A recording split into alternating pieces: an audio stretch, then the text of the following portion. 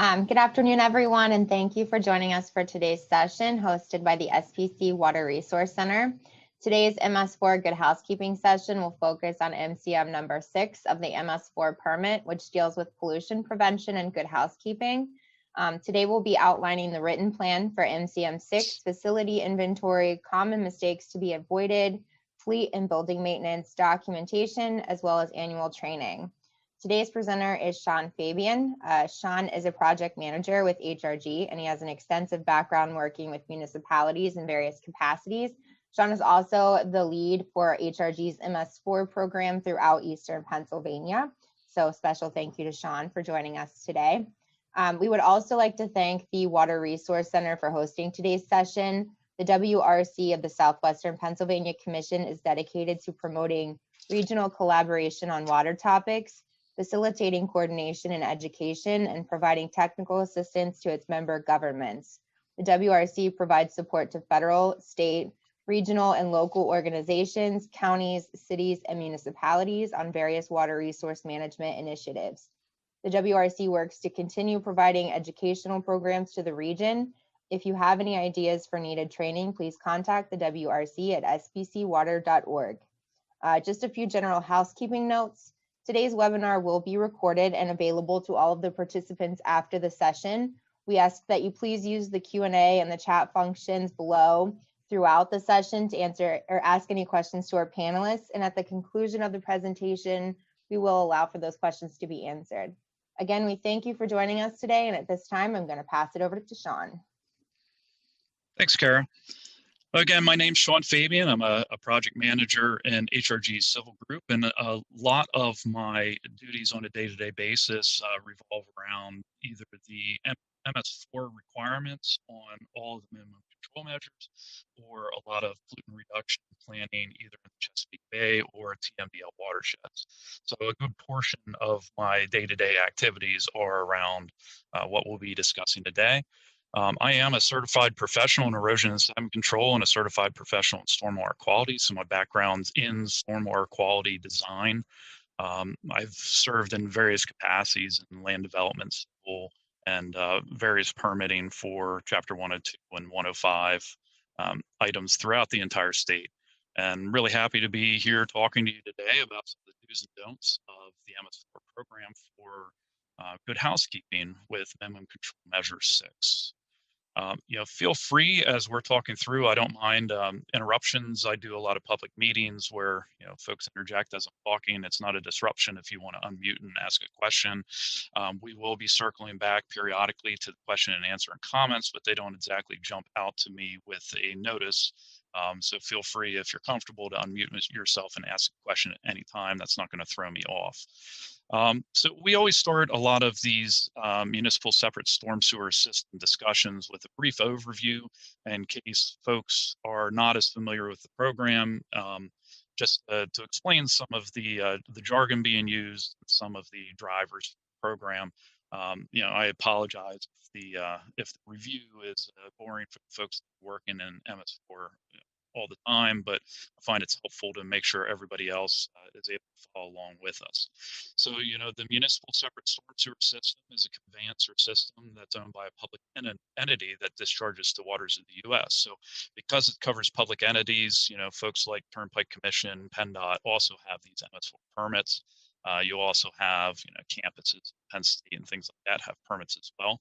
So more than just municipal entities that can end up being MS4 permittees. But it includes everything: the inlets, piping, swales, curbing, all sorts of different best management, best management practices and outfalls into that system. And it does not include a combined sewer system. So a lot of folks are surprised when you have some of your larger cities, like Scranton, Wilkes-Barre, Harrisburg. A large portion of the city ends up not being within the MS4 boundary because they're already part of a combined sewer system, and that's permitted under a section within NPDES. So they are not able to go for the MS4 for the sections. So they have their own criteria and permits that they need to get for that. So those areas are largely parsed out. That's why in a lot of the plans that you also see, PennDOT roadways and other things like that parsed as well, because they have their own MS4 permit that they're managing. The systems also located in an urbanized area, and that's designated by the census. So every 10 years, we have a census, we post-process the data and find out where the density of population sit, and they adjust this urbanized area accordingly. One of the things that has been confusing for folks is, in addition to this urbanized area, if you have a pollutant reduction plan requirement, you're also looking at your sewer sheds. So there are areas outside of an urbanized area that flow through an urbanized area and get included in a lot of your MS4 boundary for pollutant reduction planning and so forth because of that. So sometimes you have areas outside of that urbanized area that do get included. And the PADEP does have a number of scenarios that kind of ideally show what those circumstances are and how you're supposed to manage them and set your points of monitoring for your MCM3 outfall inspection and so forth. So as we talked, there are 6 main minimum control measures, and each of those have select best management practices under them. And this is a unique permit for a lot of the other MPDES permits in that it has a education, outreach, and public involvement and participation aspect to it. So I have not personally run into other permits that require this specific requirement. So that makes this permit a little bit unique for some folks that, you don't have education requirements as part of, an MPDES permit for construction activities, stormwater discharges, and so forth. But today we're really going to hone in on this MCM6, which is pollution prevention and good housekeeping. And of the 6 MCMs, this one to me is one of the ones that we have the most control over in municipal operations, because it's everything that, your public works and other parks folks and things like that are doing within the township. So under this minimum control measure 6, a permittee must develop and implement an operation and maintenance program. And that has to include a number of things, training, how they're going to prevent, where we have issues, focus on what operations and facilities and activities that, you go through on a day-to-day basis and how to manage those. And we do have some seasonality to this, salt and plowing season might have some very different drivers than, the summer mowing season. So it does want you to take into account, how those operations should be managed as you come to it. And there are 3 overall best management practices within that minimum control measure, and we'll talk about them in detail here. So the first one is just identification, documenting all the operations that you have. Like I said, think through your seasons, think how that affects your operations as you're going through. And you're trying to pull together what are the potentials for generating pollution that might end up in some of your stormwater conveyance and then into your ponds, wetlands, streams, and so forth, that are flowing through or from, all your MS4 areas. And make sure you're including contractors in that. If you sub out, your street sweeping gets subbed out a lot in my area. We also have, sometimes you'll have contract plowers helping out in big storms and things, to make sure that it's an easy enough plan to push your expectations to those subcontractors that they're included in. Sometimes sprayers end up getting subbed out because municipality isn't keeping current on any of their herbicide application licensing and things like that. So it is important to kind of think through, what are we doing? We stripping weeds, we're plowing snow, and what are the different potential pollutants that could happen through that? So, a lot of these devices have hydraulics associated with it. They're either, removing and trying to dispose of or move around undesirable things from roadways. And it's really important to understand, what is part of the program that you're running within the township. And we'll run, a lot of different types of programs depending on, the municipality. A borough might handle things differently than, a very rural township. And it's good to understand how this applies to your individual municipality to make your operations and maintenance plan as meaningful as possible. What I've found with a lot of these plans is the more wordy and the more copy paste they seem to be, the less a lot of these staff on board tend to take them seriously and utilize them. So I found that the more you can tailor to your specific instances, the more the staff tends to take it seriously and really read through what you're trying to accomplish. And that's also a big thing that I like to do as I'm doing a lot of these trainings, is to really explain to folks that, we have a set of permit guidelines and requirements. We have a set of things we're required to do. But the general outcome of all of this is trying to protect water quality and prevent pollution and prevent our streams from becoming impaired from pollution sources that we have some level of control over. So that's something to keep in mind as you're going through and developing your plan. Whether it's, what's your plan to clean out, catch basins and inlets. Do you have a very wooded municipality? Do you have a lot of tree debris? Do you have a more rural? Do you have a lot of, you know, string line trimming and mowing that conveys into some of your storm sewer system? And, if you live where I live, there aren't any BMPs between the inlets and storm sewers I have and the stream that I have nearby. So what we do to control what goes into a lot of these conveyances is our last, stand to pollutants entering the stream.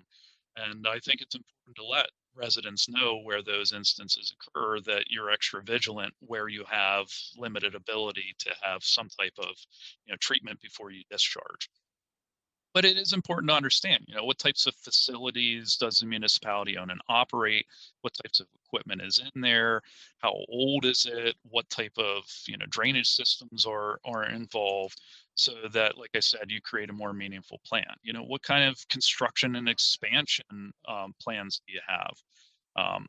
Is a land disturbance activity right next to a conveyance? Could there be potential issues from, some of your upgrades? I know in my area, there's a lot of construction for building salt storage sheds where, a lot of the salt has just been tarped and in the maintenance yard. And there's finally some money with some of the infrastructure funding to try to build salt sheds. So there's a lot of construction around those types of activities.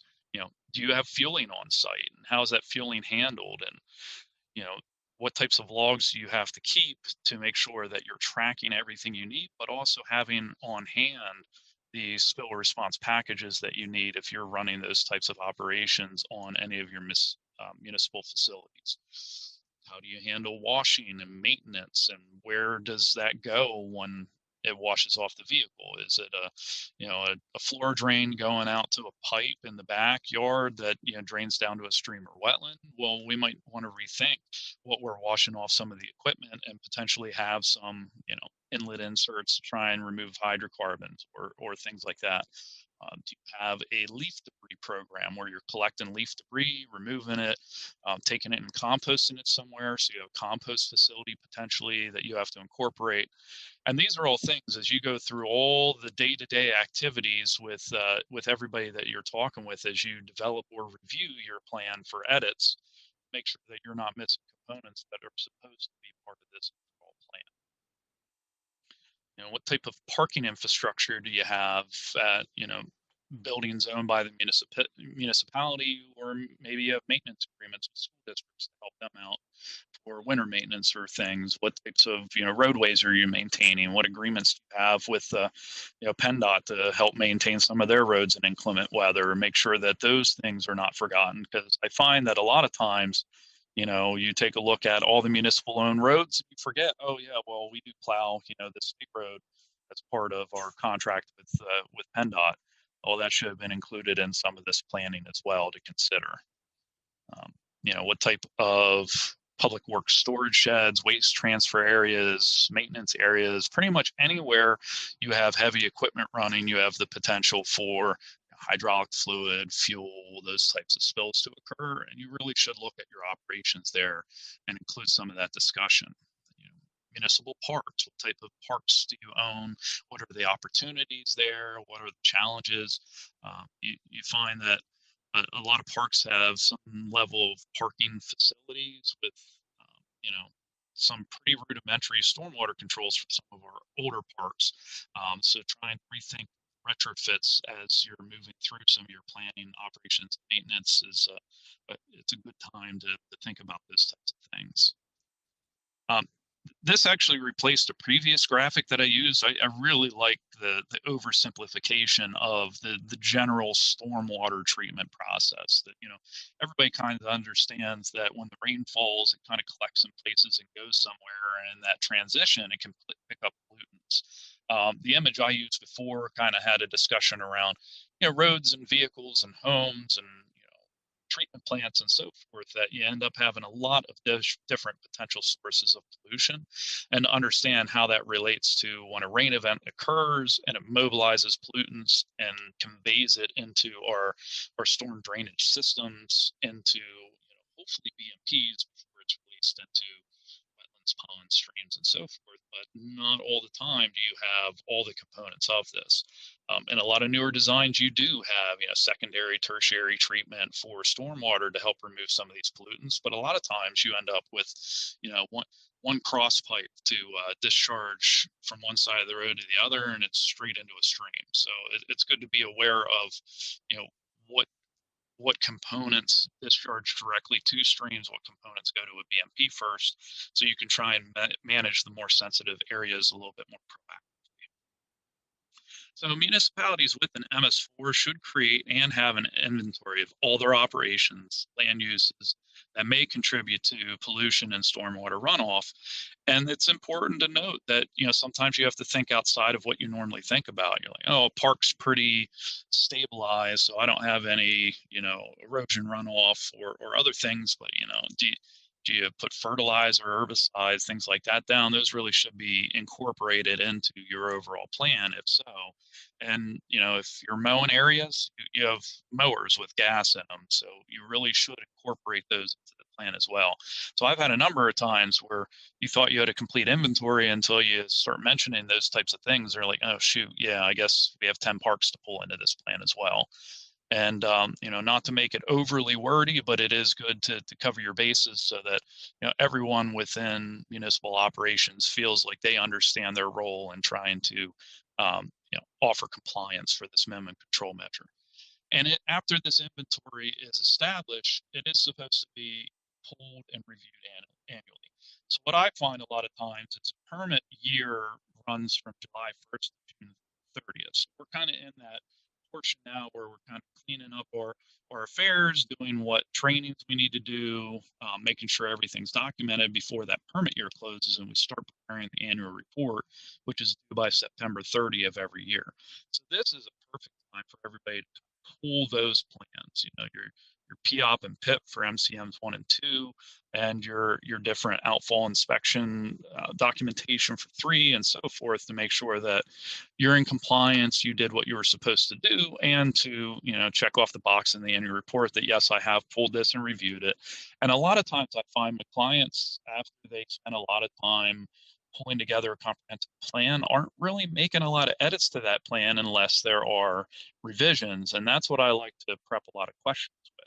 Well, you built that salt shed, so that changes how we handle our salt. So really we should update that section. And that's the intent, is to make sure that it reflects current operations within the municipality the best you're able to. So good housekeeping for municipal operations. It's always good to kind of take an overview of a program, who's responsible for that program. One issue that I've found a lot of times is if everybody's in charge, nobody's in charge. So it is good to assign specific people with tasks. It's like, well, Public Works in general handles that. Well, that might just end up at the director's desk, but if somebody is specifically tasked with, maybe you have a crew lead that oversees a lot of the mowing or something like that, it's good to assign with the person who has the best control of what happens on the site, so that there's some sense of ownership and they understand that some nebulous third party they is not going to come and ensure this. It's up to them to ensure these things take place. And I find a lot better success when you start identifying those roles. You oversee the inlet repair and cleanup team, so it's your responsibility to make sure that they're getting reviewed and cleaned out, and we're scheduling maintenance as we need. So we're keeping an eye out for illicit discharges and so forth, and those get reported back through the proper channels. And it's a good thing to make that, you can make it specific to a position. So if you do have turnover, you don't have to go back and constantly rewrite the plan. but I've also seen direct names listed out. John Smith's responsible for overseeing the sweet sweeping program, and this is how that's going to run. And they determine what the schedule is going to be, what's done with the screenings after you set them up. Did they get hauled off, storm on site? What happens to them? And if you ever get stuck, asking questions, what did I miss? Where does it go after that? Can lead to a lot of the next steps that you may be missing in pursuit of things. After it gets collected, then it gets dumped in a roll off behind the public works building. From there, when it gets full, so-and-so calls and it gets weighed and disposed. And, you have a whole chain of custody from, when you start to when you finish of what's supposed to happen with that. And these plans, if they are tailored to your operations, can be really, really helpful if you do suffer turnover. That, if everything runs through one person and that one person no longer works here and you lose all that knowledge base, well, I don't know who comes and dumps that. I don't know how often it gets dumped. If you have a document in the plan, it's a lot easier to push this to somebody else to pick up the pieces instead of trying to refigure it out because you had some generic plan that you just copied and pasted to try and meet the requirement. So I do challenge a lot of the folks that I talk to that, I hear a lot that these programs are unfunded mandates, but I do find that if you try to think about them in the context of challenges you face on a day-to-day basis, you can have some meaningful programmatic improvements through something you're required to do anyway. And that, to me, is the easiest way to swallow some of these requirements that, there's some second or tertiary benefit coming from having to do these things. We're having to do outfall inspections and we're more cognizant of issues before they become big problems now. So there's some gain out the back end that, yes, it's a lot of effort, but there's a benefit to that effort. And I find that when you make it more meaningful and you tailor it to what you actually are interested in, it's a lot easier to get a lot of your staff on board with doing these types of things as well, because they could be big advocates if they understand why you're doing it. If the answer is because I have to, not really going to resonate. That doesn't work on my kids. It doesn't seem to work with a lot of employees either. The because I said so really doesn't have the same resonance as this is why we do it and why it's important and we need your help to accomplish it. That seems to resonate better with folks. So best management practice 2. I'll stop for a second. It seems like we might have a question in here. Having a hard time figuring out the best way to log or document spills? Do we have simple procedures that you can follow for spills and garage maintenance? Is it necessary to log every spill? So this is one thing that I have not seen one standardized spreadsheet. And we've developed a couple spreadsheets just to offer ideas on what to track, how to track it. And depending on what program you use within a municipality, there may be ways, like if you use Cassell to log, incidences. Some of the municipalities I'm working with, a lot of the spills they get are from auto accidents that then they just receive written report, there's an accident and spillage, cleanup kits were used. These were the general things that were cleaned up, and there's no real further action. And they try to log that and keep it, that they're still maintaining their records. So from what I understand, talking to DEP, if you have those types of records in detail, it's a good thing to try and have some type of spreadsheet store, some way to file them internally. But you don't need to send them 25 incidences of fender benders that had an oil leak on a state highway. They need to know that you're tracking and have a program to manage that type of thing, but they don't need to see every instance unless they're doing an audit on your site. So a lot of times what I do is, so we have 25 of the same thing. Let's give the department one to show that we're tracking this, and maybe give them the overall spreadsheet that shows every single incident, and leave it at that in your annual report. Because what I find is these annual reports are getting thicker and thicker every year, and we've had some that have been 400 or 500 pages where, if I have to print it out and I use a whole ream of paper, somebody on the back end of DEP's got to review all that.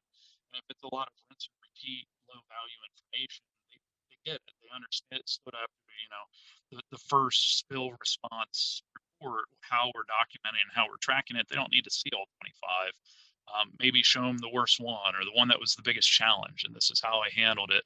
I find a lot more value in those types of presentations to the department. But if we have time after we wrap up, I have another presentation that we give for our MCM6 training that has some general layouts of spreadsheets. I'd be happy to show those. Doesn't look like we have any other questions at this point, so I keep on keeping on here. So we'll talk about best management practice 2. So that's developing, implementing, and maintaining that written operation and maintenance plan for all the operations that contribute to discharge of pollutants.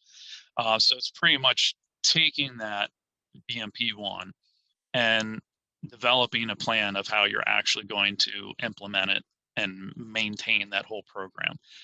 And it should stress your pollution prevention, good housekeeping, but it should also be site-specific. So I find, as you talk to municipalities about their operation, that, a lot of folks have very similar, if not the same types of programs, but, every community is unique. So you'll have these one-offs that you never really anticipated before. So, I have a municipality that owns a golf course and a clubhouse on the golf course. So that's something that they have woven into their operations and maintenance plan, that they own and operate this golf course. And that's not something I would think of to ask any municipality that I walked into, because it's kind of an anomaly in this area. So it is good to understand things change as you move through different programs. If I'm in more rural parts of the state, there are huge operations set up for operation and maintenance of dirt and gravel roads that don't exist in some of our more urbanized area, and there's specialized equipment for the maintenance of those types of facilities that you might not see in other parts. So it is good to understand kind of the geography you're operating within, and some of the local land uses that kind of contribute to problems that you might not think to address in more urban settings. So, do you have an area where there are a lot of farm crossings where you have heavy sediment, and it's problematic when you come through and do maintenance on roads, and that's something to be aware of. Make sure you're pulling those types of information into your plan, because the more local and more meaningful you make it, the more it will actually be read and taken seriously and utilized.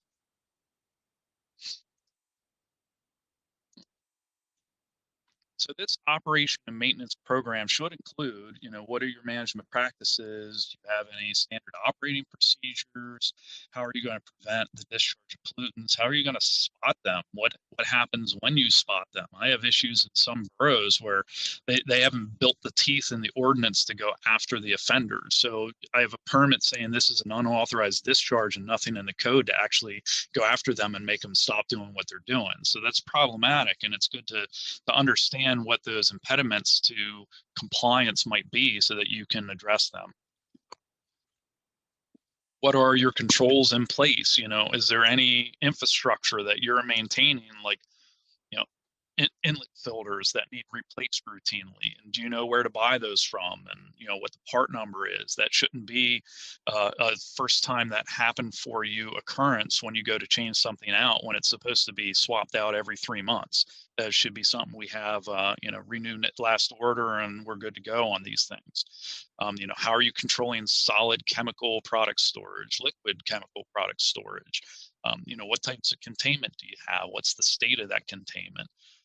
How are you disposing of your waste? Those are good to kind of detail through. I understand I have a floor drain connected, and sometime in the future, I need to try and either disconnect this or have some type of insert to control pollutants. If I de-ice the roadway, do I have anti-skid as part of that, or is it de-icing only? And then what happens afterward that changes things on how I have to maintain my operations because of what we're doing in the program that we have. And it's also good to understand, are you brining? Are you salting? There are different restrictions that, you'll have to comply with when you do those different types of activities, and all the people that need to understand the differences between them. And making sure, sediment, trash, household hazardous waste, motor oils, electronics, street sweeping, debris, making sure that those are all being disposed of in the way they need to be disposed of. So here's a little bit of an evaluation of, some, starter questions as you're going through. How are we keeping vehicle maintenance areas clean? How are we keeping pavement swept? How do we control spills? And, making sure we're reviewing and commenting on it. So we're making these real-time edits as we, make improvements to our operations, or add on or change or switch locations, so we're not missing that, the plan I wrote 10 years ago was for operations in the old municipal public works building, and now we're in a brand new building. So none of what I wrote really applies to the new building that I have. So we want to make sure that we're capturing those over time, because that is really difficult when you're in a compliance type meeting with the department. They're like, well, how often do you look at this? Oh yeah, all the time. And you see, the inlet's cemented shut with sediment, with plants growing in it, that it's clear nobody's touched this for 3 years. You have a hard time proving otherwise when the evidence contrary is sitting right in front of you. So it is important to kind of think through, how will an audit take place? Am I in a good shape for that audit? And understand that the department really should be auditing these operations once in a permit term. So you should see them at least once within a 5-year period. So we should be in a state of preparedness at all times. Those inspections are announced. Those usually are not surprise inspections, so you're aware of it in advance, so that you can pull all your documentation and have everything out and ready. But if you are not up on maintenance items that you should have been tracking for years, that's usually not enough time for you to put the house in order before agency comes out, and that could put you in a bad spot. So you're making sure your garage is kept clean. If you have leaking equipment, you address those leaks. Don't ignore some of the small signs. There become numb to things that we experience every day. So, if I always walk by a piece of equipment, that equipment leaks oil every day, you kind of expect it to leak oil. And instead of understanding what's happening, why it's happening, how do I fix it, a lot of times we just come complacent in the fact that, well, that just always leaks. That's always an issue. That's always a problem.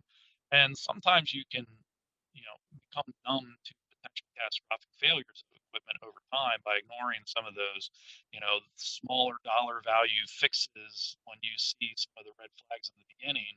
And, you run out of oil and run the engine dry and, bust it up. Now, all of a sudden, you're in this much larger fix. So it is good to be in kind of that awareness mode as you're going about your day. You approach equipment, you check it out, you use it, you check it out again, you notice what types of issues you have, try and line up and make repairs where you need, make sure that things aren't falling through the crack. If you had problems with a vehicle the last time you used it and there's problems again this time, then it's becoming an issue because we've let it age. So don't feel afraid to elevate those types of things, because they're all part of what's required in this program. Spill kits, do you know where they are? Do you know what the components are? Do you know what to use on which and how you're supposed to dispose of it? Some places with larger operations, they might have, 55-gallon drums where all spill kits get dumped and then it gets properly disposed of afterward. We did have a question about how to track that and making sure that whatever you agree upon and it's being utilized for it. We do have another question here. As a consultant, it is difficult sometimes to motivate our municipal MS4 clients to follow through with required activities, such as sediment removal and documentation. Any advice? I struggle with some of the same things myself sometimes, where you feel like you chirp about an issue for a couple months, and every time that it's being received, it sounds like feels like it's the first time they're being made aware of some of the issues. And I do have some, direct questions which make me, scratch my head, where they're like, what happens if we don't comply? And it's like it's a permit, and you have to comply with it. And non-compliance does not excuse you from having to do these things. So a lot of times in these types of permits, you have to do it anyway, and then you get fined.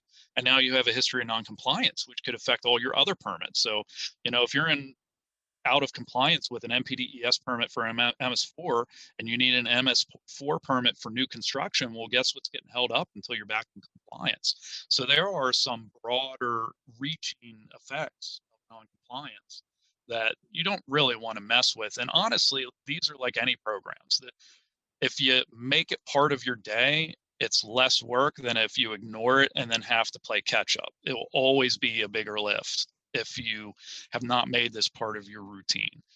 So that's a lot of times what I try and do. And then I convey the whys. Like, why are we trying to do this? We're not doing it because Big Brother said we have to do it. We're doing it because we're trying to keep our local streams, fishable, drinkable, used for recreation and so forth. And I know that's really important in the area I live, where, I'm 200 yards away from, a scenic river. So that creek is very very important to, the fabric of the whole community. About a third of our municipal border is this winding stream, so it's really important to folks. And when you break it down into, well, why is that important anyway? Okay, well, let me tell you, because we didn't clean up these oil spills, it goes into this pipe to that pipe and straight into the stream, and we can have fish kill, we can have, insect impacts, we can have all sorts of bad, you're right up from the water treatment plant. That gets everybody's attention real quick. Well, why should I care about this? Well, do you drink the water here? Yeah. Where do you think it comes from? And you can have a lot of people that are surprised because you generally don't think about what makes the other industries that we rely on run until somebody sits down and explains. And then sometimes you're like, oh, why didn't I know that the whole time? That makes total sense. But yeah, you don't want to pollute there, because see that pipe right there? That's where drinking water gets sucked out of. So you're counterproductive. You're raising all your costs of treatment in the water plant by not taking seriously some of these sources of pollution. And as you get into other components of the permit, you'll have some better teeth to force compliance with things. So if you have to comply with, pathogens, appendices, or PCB appendices, or, the Chesapeake Bay or other TMDL type issues across the state, you get a little bit more teeth where you can really start addressing where the issues actually are. And there's some investigative work that needs to occur in some of these pathogen areas. I have a point downstream where everything's pretty bad and a point upstream where everything's pretty good. So obviously somewhere in between something's going on. And, it's 2021. So to say, well, I don't know where the pollution's coming from, the general public's like, you're kidding me, right? Like, we have all these tools at our disposal to figure that out, and you haven't once in how many decades figured out why the stream's impaired? You got to be kidding me. So there's a lot of pushback from the general public on these things, to take this seriously and use it as an opportunity to really fix some of the issues that are at hand. So I feel for you as a consultant who helps out. Sometimes you're like, you really should do this. And they're like, okay, we're not going to do that. I'm like, you really should do that because it's to your benefit and you're supposed to, and it's a permanent requirement. And sometimes it just doesn't happen, and that can be frustrating. So moving on, do you have disposal of yard waste? I'm fortunate to have this in my community, which is real nice. I have a place to send yard waste, and I can receive compost and mulch back from it. And that's really nice to be able to have those types of assets available. But, realize that, as you have large storage of woody debris, you can have, tannin leach out from it. And I've seen some pretty nasty stains and drainage coming off of some of these projects in the past. And it's good to be aware of, hey, we're stockpiling large portions of wood chips. Maybe we should have some containment so that that tannin leachate's not directly leaving into a waterway and causing an issue. What type of, again, secondary containment for, dry and liquids? Do you have the safety data sheets available? Do your employees know where they're stationed? Do they know what to do when they come into contact with, some of the, potentially caustic or acidic substances that we might be using?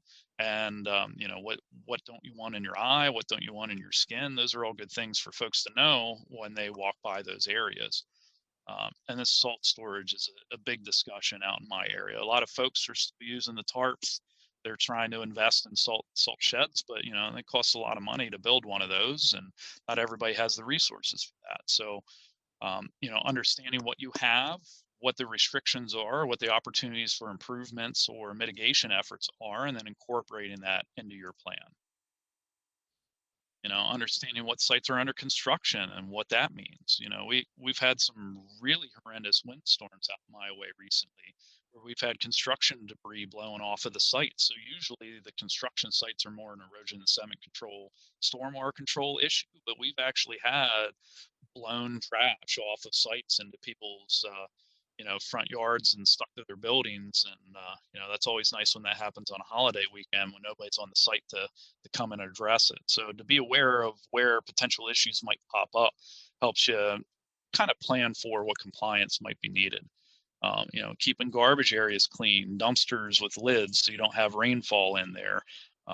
Trying to avoid areas with inlets where you're going to have a direct discharge. So, trying to plan for, it's not only what's the best place to have access to, dump and remove, but also what makes sense that you're the furthest away from sensitive resources around the site for your stockpile locations for those types of things. BMP3, development and implementation of an employee training program. This is what I am in the thick of now. So a lot of folks, I always try in January, February, hey, let's circle public works up. There's no snow in the forecast, everybody should have availability. Let's do this training now. No, we'll get to it later. And then the last 2 weeks of June is when I do probably 90% of these trainings. So it definitely becomes an afterthought because you're required to do it. And I try the best I can with a lot of these MCM6 trainings for public works and other staff at the municipalities to keep them interesting, because if you do the same presentation year after year, you really lose folks. And it's definitely a lot easier for the municipalities that I help with their program, that I can make it a little bit more tailored to what they would be interested in. I tend to lose a lot less people when I do that. To say, you know, street sweeping when they don't even sweep the street. Well, sweep a street already, you've lost everybody. It's like, oh, he doesn't know our program at all. So I do try and tailor the best I can, but sometimes you don't know. And that's why I really like having a lot of these trainings where I learn just as much from the participants asking questions as hopefully you're learning from me. And it kind of helps me tailor future trainings that, everybody gets the most value from it. Making sure all your relevant employees and contacts should receive the training. I used to do a lot of construction observation, and it was really impressed on me in that, you go out and they're like, who has the most control over erosion and sediment control on this construction site? And everybody's real quick to say, oh, the site super, the owner, the foreman. They're like, nope, the dude on the backhoe. The lady in the dozer over there, they have the most control because they're the ones doing all the work, and they have the eyes and ears. You might have a manager spend 10% of the time on a project as, an operator on a piece of equipment. So, public works a lot of times is the eyes and ears to potential issues. And I always like to catch, worrisome things before they become problems before they become issues before they become catastrophes. Because the earlier in the process you catch it, a lot of times the more effective and smaller dollar value the fix tends to be. So I like to try and find out that, hey, we have a lot of cracking here that looks like the start of a sinkhole within the road. This could be catastrophic now before it gets catastrophic, or more apropos to the Pittsburgh area, some of the landslides. It looks like some of the slope is giving. This could potentially wash directly into a roadway. You don't want to wait until it's knocked a car off the road and closed up operations for days on end if it's something you see happening now. It's better to hit these things while the fixes are small. And the best way to handle that kind of stuff is have people used to filtering information back to you. If you're in a decision-making capability, training your staff what to look for, and that you care enough to actually listen when they have the complaint about it, can really save a lot of headaches in the past. And one of the biggest feedbacks I hear is concern, or, oh yeah, I've been complaining about that for 3 years and nobody took it seriously until the pipe completely collapsed and the whole road caved in. And now all of a sudden they're like, well, why weren't you on this?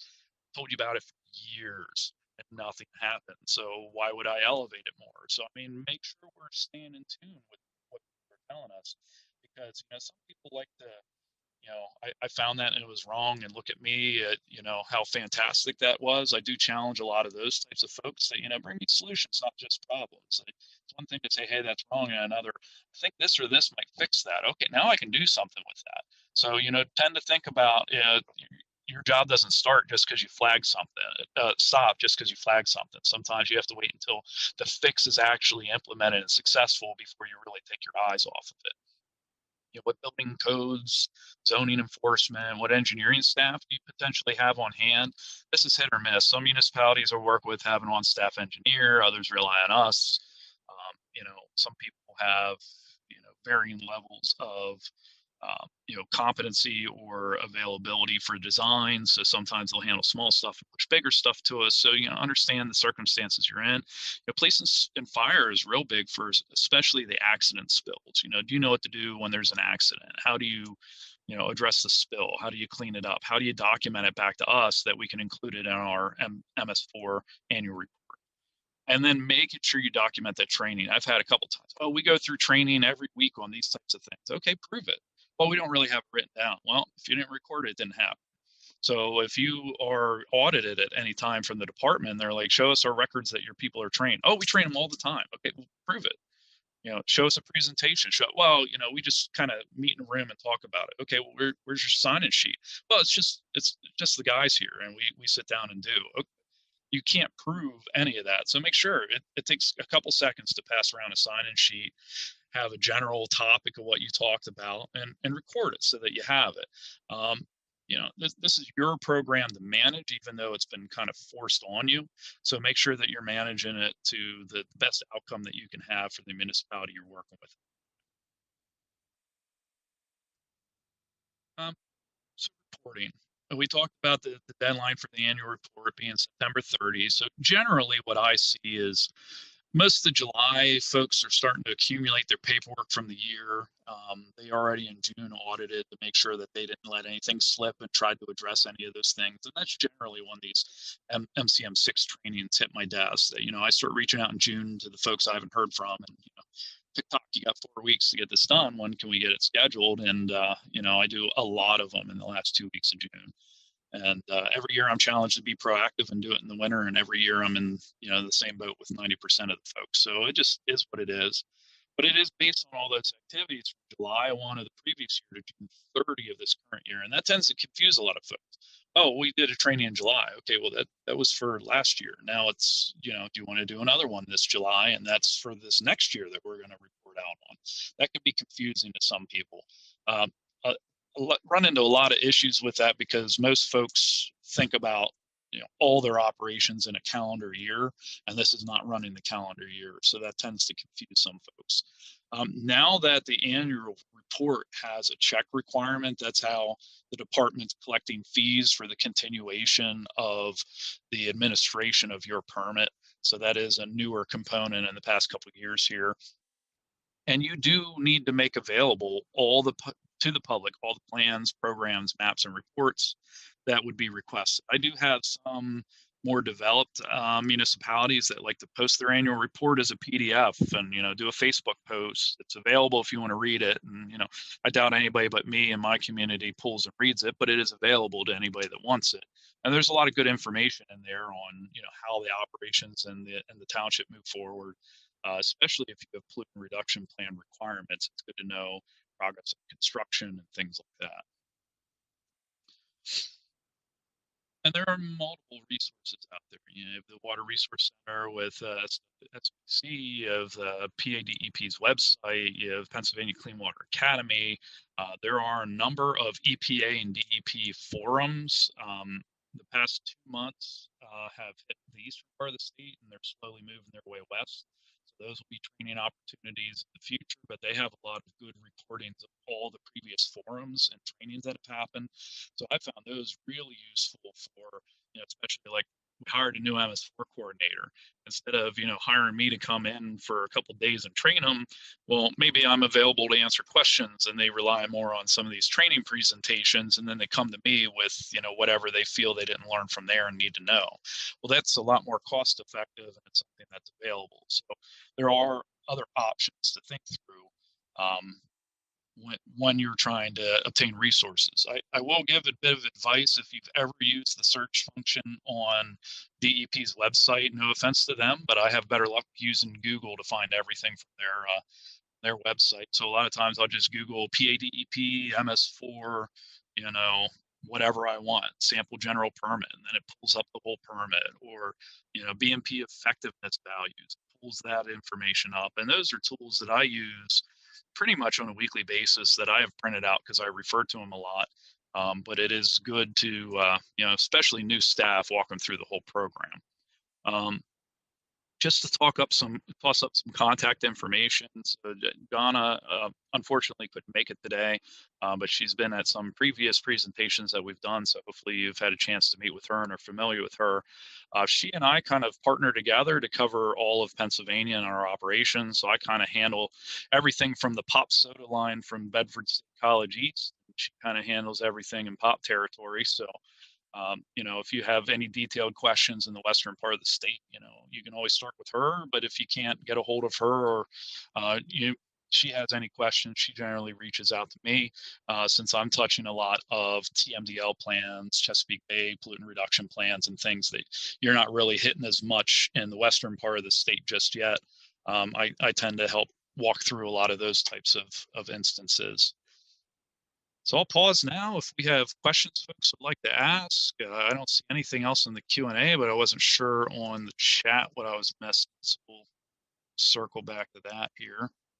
But feel free to unmute yourself if you'd like to ask a question. I'd be happy to talk through anything. If I don't have the answer at the ready, I'll absolutely be able to find you something and follow back up with you. It'd be my pleasure to help out in that capacity. I've run into a lot of things, but I won't claim for a second to run into everything.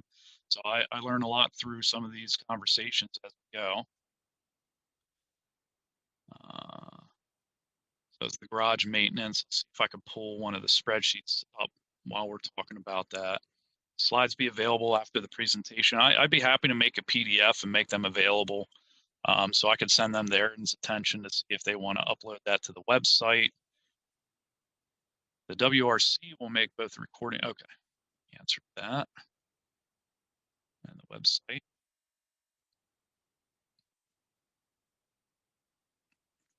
So let me see if I can pull some of these presentations while we're talking here. Yeah, the biggest takeaway I have with a lot of this program is, definitely take time to relate this to what you actually see in your day-to-day operations. Because I have seen a lot where, the more generalized something is, the less somebody sees how it applies to what they specifically do and understanding what's expected of them. So to be able to take and say, look, we have to create an O&M plan and we have to do this, this, and this. That's nice, but if I need you to do this and this, report back to me on, that's going to be, stewarded it more effectively.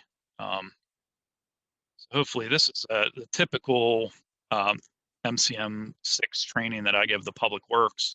And I do try to tailor to, a little bit of understanding. If you've never touched stormwater before, this is why we care about it. These are the places that water flows, and these are the things that can pick up between now and then, and why we care about a lot of these things. And, talk about, what is an illicit discharge and what things can we do that prevent the potential for, the types of things that are causing issue, but also to understand, if I have a pathogen impaired waterway, what's causing that? Is it a failed wastewater treatment plant? Do I have a lot of ag with livestock in the area? To understand what the drivers to an impairment are helps you build a program that actually cleans up the water and prevents it. You have a lot of erosion issue off of farm fields or whatever. Maybe it's something that, if you have municipal contacts with landowners, that you can encourage them to work with NRCS and their local conservation districts and try and fix actual issues. You will find more value in the program if you do that. Then you're like, hey, I checked all the boxes and we're in compliance. Oh, all our streams are still impaired, so it didn't do a thing except waste our money, but, we have a program in place. That seems like a missed opportunity to me. So here are some things, phone records for illicit discharge detection, elimination, show you some of the spreadsheets here. Here they are. So, main things are date, name of person, unless they're anonymous, contact info. How do we reach back out to them? Like, I've called 8 times and this was never fixed. And never left phone number and email. Well, no wonder. I don't even know who you are or how to get in touch with you. So of course I didn't follow up with you. Who followed up with them? That's always really good. I find a lot of times when you have some turnover, you get this name blame, like, oh yeah, I told employee A 100 times and he never did anything, and now I'm telling employee B, so maybe he'll fix it. Did they really, or is that an exaggeration to prove a point? Infrastructure inspections, how do you track them? Vehicle maintenance. They don't have to be overly complicated to build something meaningful for tracking. All right.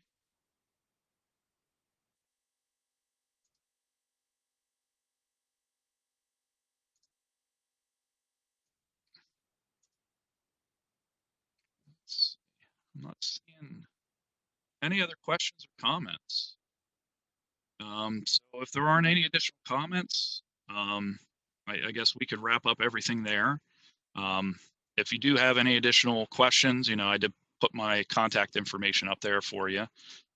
Feel free to reach out to me, and I'll try and find the best answer I can for you.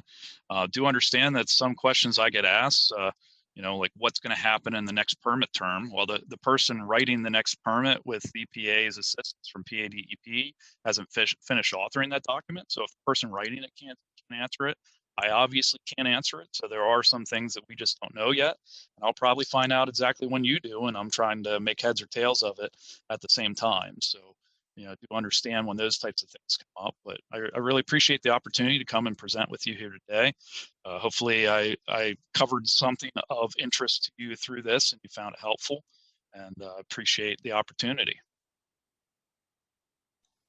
Thanks, Shawn. Yep, we're going to wrap up if there are no other questions or comments. Thank you once again to the WRC for hosting us today.